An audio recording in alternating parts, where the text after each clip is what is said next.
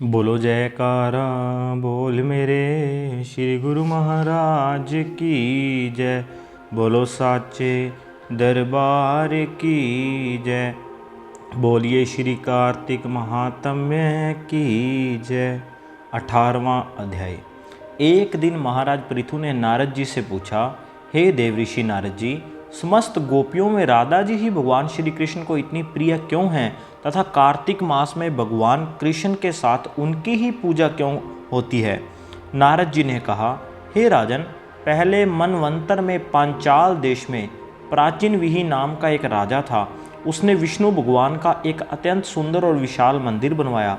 उसमें नित्य प्रति विधि विधान से भगवान का पूजन हुआ करता था। उसी नगर की एक अति सुंदर स्त्री प्रेम में विह्वल होकर भगवान के सामने मोहक नृत्य किया करती थी। उसकी हर समय एकमात्र यही लालसा रहती थी कि वह किसी तरह भगवान के गले में बाहें डालकर नृत्य करे। एक दिन उसने अपना समस्त धन गरीबों में बांट दिया और भगवान के सम्मुख नाचते हुए अपने प्राण त्याग दिए। स्वर्ग में वह स्त्री चंद्र कीर्ति नामक अत्यंत सुंदर देवांगना बनी।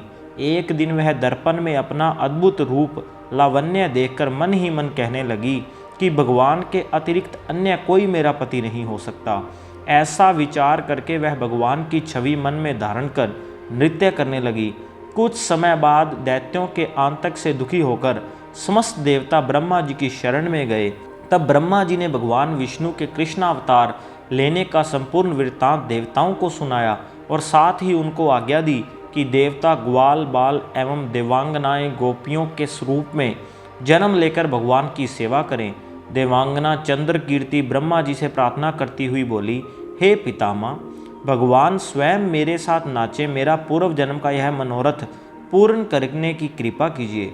तब ब्रह्मा जी ने वरदान देते हुए कहा, तुम नंदग्राम में वृषभान गोप के यहाँ राधा नाम से जन्म लेकर समस्त ब्रज गोपिकाओं से अधिक भगवान को प्रिय होगी। उस समय भगवान तुम्हें अपने प्राणों से भी अधिक प्रिय समझेंगे तथा रासोत्सव में तुम उनके साथ नृत्य करोगी। इस प्रकार तुम्हारा मनोरथ पूर्ण होगा। ब्रह्मा जी के वरदान को पूर्ण करने के लिए श्री कृष्ण अवतार में भगवान ने राधा जी के साथ रासोत्सव में नृत्य किया और उन्हें अपने प्राणों से भी अधिक प्रिय माना। बोलो श्री राधा रानी की जय। इति 18वां अध्याय समाप्तम। 19वां अध्याय। महाराज पृथु ने नारद जी से पूछा, हे देवऋषि, यम पंचक काल में दीपदान का क्या महत्व और विधान है, कृपा करके मुझको बतलाइए। तब नारद जी ने कहा, हे राजन, कार्तिक मास के कृष्ण पक्ष की त्रयोदशी से शुक्ल पक्ष की द्वितीया तक के 5 दिन यम पंचक कहलाते हैं। इन दिनों में धनतेरस की रात्रि को यमराज के निमित्त दीपक जलाने से यमराज प्रसन्न होते हैं और अकाल मृत्यु आदि नहीं होती। इसके अगले दिन कार्तिक कृष्णा चतुर्दशी को नरक चतुर्दशी भी कहते हैं। इस दिन तिल का तेल, अपामार्ग तथा दुर्वा आदि लगाकर स्नान करना चाहिए। स्नान के बाद दक्षिण की ओर मुख करके अपसव्य होकर जल में तिल मिलावे और 3-3 अंजुलि से यमाए, धर्मराजाए, मृत्यवे, अंतकाय, कालाय, सर्वभूत क्षयाय, ओदुम्बराय, धगनाय, परमेष्टेने, वृकोदराय, चित्राय, चित्रगुप्ताय इन नामों से यमराज को तर्पण करें। फिर सायंकाल ब्रह्मा, विष्णु, शिव तथा दुर्गा के मंदिरों में तथा वृक्ष सभा, गौशाला, बगीचा, नदी, तालाब, कुआं, बावड़ी, गली, चौरास्ता, खेत, शमशान आदि में दीपक जलावें और रात्रि को श्री लक्ष्मी जी की पूजा करें।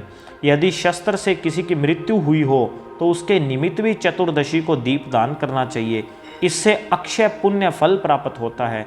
इसके बाद कन्या, ब्रह्मचारी तथा तपस्वियों को भोजन करावें। इससे यमलोक न जाकर शिवलोक की प्राप्ति होती है।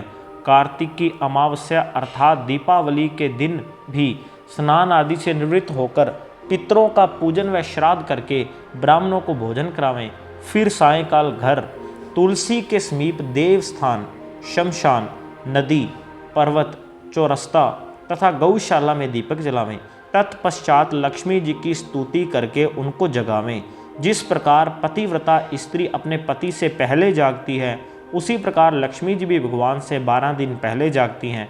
अमावस्या को दिन में बालक, वृद्ध तथा रोगियों को छोड़कर अन्य कोई भोजन न करे। सायंकाल लक्ष्मी जी का पूजन करने के बाद ही भोजन करें। घर को फूल माला आदि से सजाकर सारे घर में दीपमाला करें। घर के सभी स्त्री पुरुष नवीन वस्त्र धारण करें और समस्त रात्रि लक्ष्मी जी के समक्ष नृत्य गीत आदि करके हर्षोल्लास से व्यतीत करें। घर में समस्त रात्रि दीपक जलाना चाहिए। उस रात्रि को लक्ष्मी जी सब घरों में घूमती हैं और जो घर अधिक सुंदर तथा रमणीक होता है उसमें दीर्घ काल तक निवास करती हैं। एक प्रहर रात्रि शेष रहने पर दारिद्र रूप घर का कूड़ा करकट सूप या पुराने पंखे पर रखकर बाहर फेंक देना चाहिए। ऐसा करने से वह घर धन धान्य से परिपूर्ण रहता है। दीपावली के अगले दिन गोबर का गोवर्धन बनाकर बंधु बांधवों सहित गोवर्धन पूजन करें तथा ब्राह्मणों को भोजन करावें। स्वयं भी नवीन अन्न का भोजन करें। भगवान श्री कृष्ण ने इंद्र का मान मर्दन करके गोवर्धन पर्वत की पूजा इसी दिन की थी। सायंकाल के समय गौ तथा वृषभ की पूजा करें तथा अपने परिवार के भरण पोषण व रक्षा के लिए उनसे प्रार्थना करें। इसी दिन सायंकाल के समय बलि तथा उसकी पत्नी विंध्यावली की मूर्ति बनाकर पूजन तथा दान आदि क्रियाएं करने से परिवार सुखी तथा समृद्ध रहता है। इति 19वां अध्याय समाप्तम।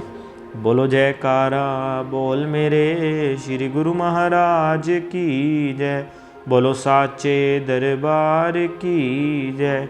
बोलिए श्री कार्तिक महात्म्य की जय।